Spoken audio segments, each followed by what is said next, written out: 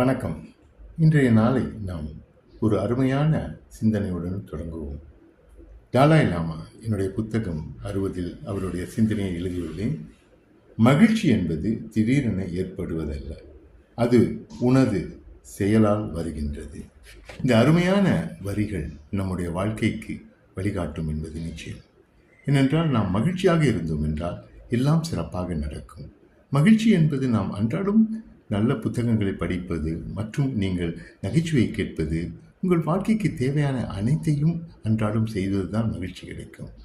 முடிந்தால் என்னுடைய புத்தகத்தை உறங்காத கனவை வாங்கி படியுங்கள்.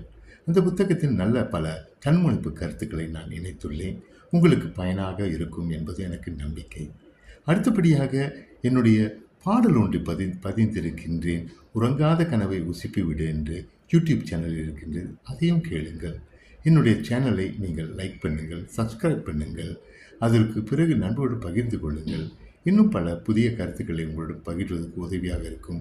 நிச்சயமாக மகிழ்ச்சியான நாளை நீங்கள் இன்று இருப்பீர்கள் என்று எனக்கு முழு நம்பிக்கை இருக்கின்றது. உங்களிடம் இந்த மகிழ்ச்சியான சிந்தனையுடன் விடைபெறுவது ரேனா வேணுகோபால்.